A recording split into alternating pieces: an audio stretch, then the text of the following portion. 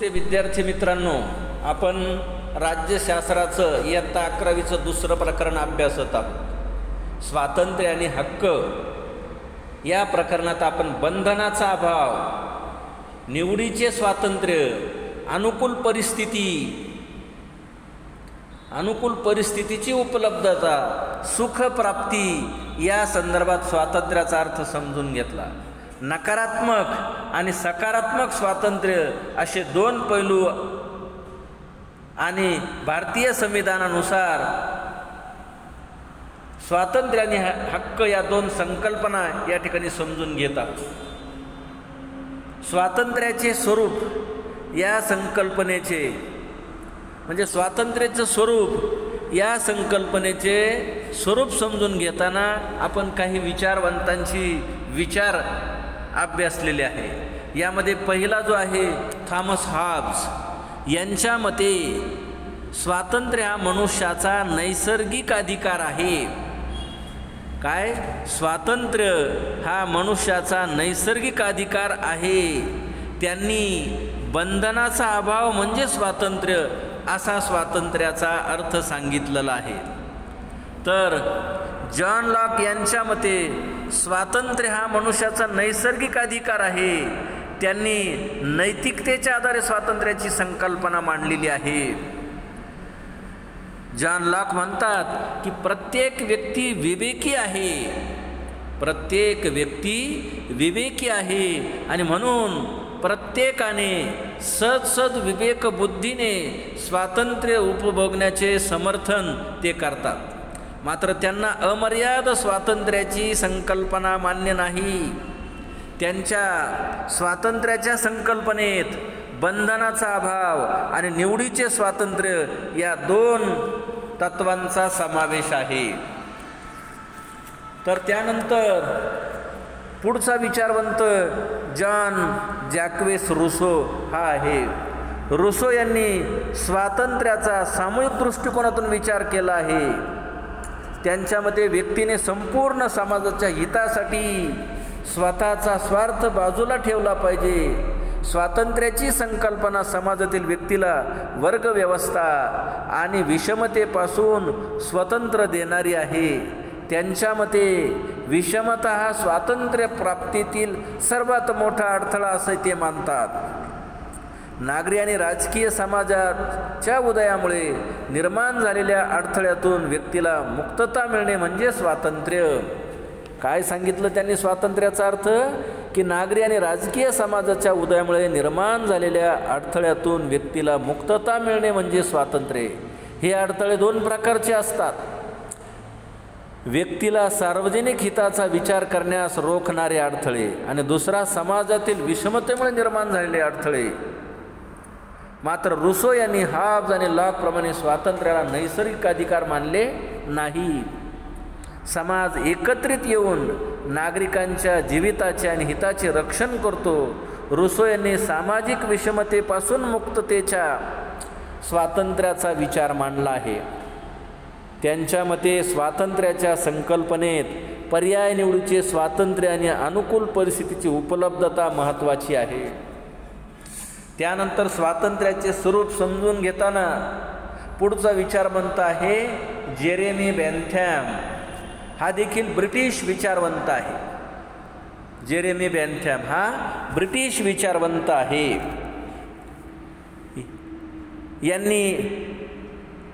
यांचा कालखंड जो आहे 1748 ते 1832 हा त्यांचा कालखंड आहे.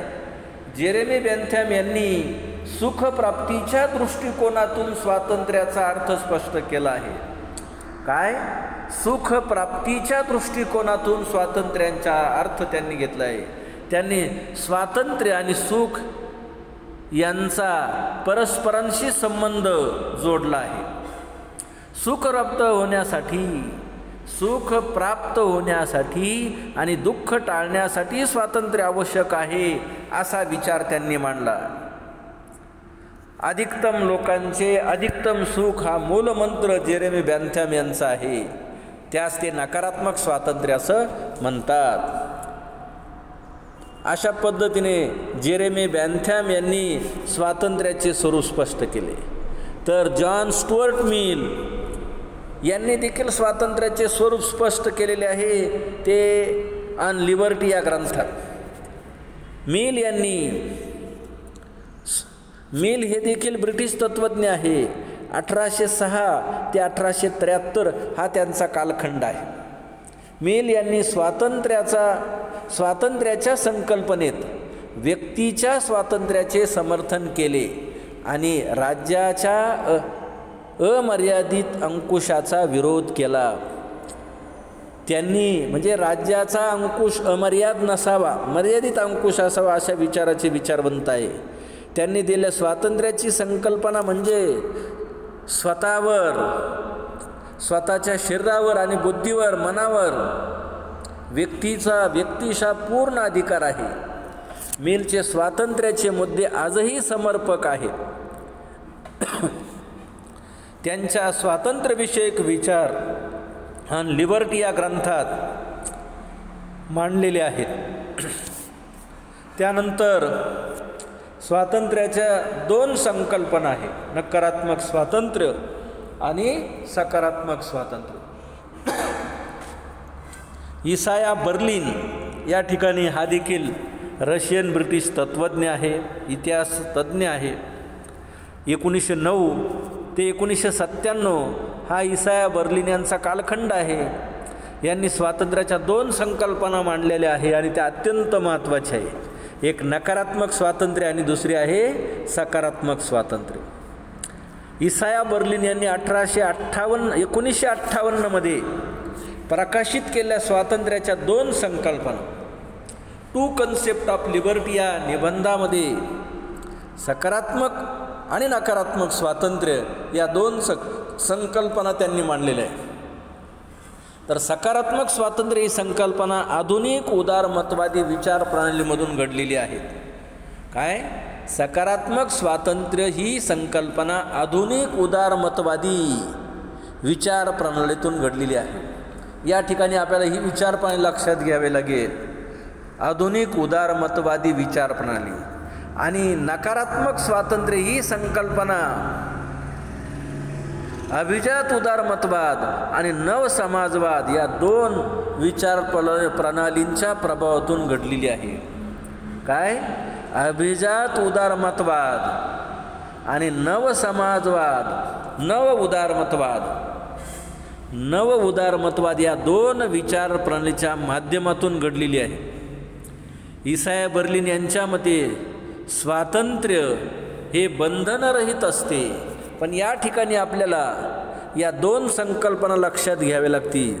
सकारात्मक स्वातंत्र्य आणि नकारात्मक स्वातंत्र्य या 2 संकल्पना निर्माण होताना सकारात्मक स्वातंत्र्य ही संकल्पना आधुनिक उदारमतवादी विचार प्रणालीतून घडलेली आहे. तर नकारात्मक स्वातंत्र्य ही संकल्पना अभिजात उदारमतवाद आणि नव उदारमतवाद या 2 विचार प्रणालींच्या माध्यमातून घडलेली आहे. या दोन्हीही विचार प्रणाली आपल्याला विचारात घ्यावे लागले.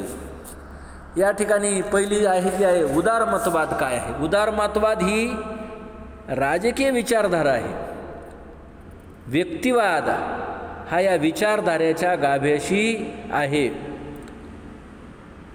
व्यक्तिवाद, विवेकवाद, स्वातंत्र्य, न्याय, सहिष्णुता ही उदारमतवादाची मूलभूत मूल्ये आहे. उदारमतवादाची ही मूलभूत मूल्ये आहे. कोणते? व्यक्तिवाद, विवेकवाद, स्वातंत्र्य, न्याय, समता. उदारमतवाद ही या राजकीय विचारधारा आहे आणि ती विचारधाऱ्याच्या गाभीशी, या उदारमतवादी विचारधाऱ्याच्या मुळाशी विवेकवाद, स्वातंत्र्य, न्याय आणि सहिष्णुता ही मूल्ये आहेत. तर अभिजात उदारमतवाद काय? अभिजात उदारमतवाद म्हणजे किमान शासन या संकल्पनेवर आधारित आहे. अभिजात उदारमतवाद हा किमान शासन या संकल्पनेवर आधारित आहे. यात सरकारी हस्तक्षेप हा अनावश्यक आणि नुकसानकारक असल्याचे मानलेले आहे. काय? अभिजात उदारमतवाद हा किमान शासन या संकल्पनेवर आधारलेला आहे. सरकारी हस्तक्षेप अनावश्यक आहे, नुकसानकारक असते म्हटलं. आधुनिक उदारमतवाद म्हणजे राज्याला व्यक्तीच्या जीवनात हस्तक्षेप करण्यास दिलेली मान्यता होय. आधुनिक उदारमतवाद म्हणजे काय? राज्याला व्यक्तीच्या जीवनात हस्तक्षेप करण्यात दिलेली मान्यता. राज्यसंस्था कल्याणकारी धोरणाद्वारे सामाजिक विषमता दूर करून आणि त्याद्वारे व्यक्तीचे स्वातंत्र्य राखण्यासाठी त्यांचा विस्तार करण्यासाठी योगदान देऊ शकते. नव उदारमतवाद मुक्त बाजारपेठ, मुक्त व्यापाराचा पुरस्कार करते.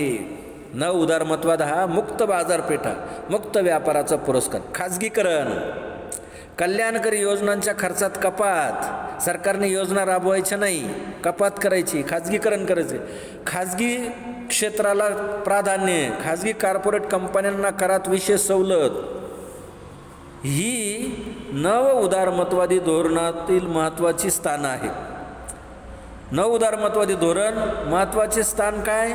तर खाजगीकरण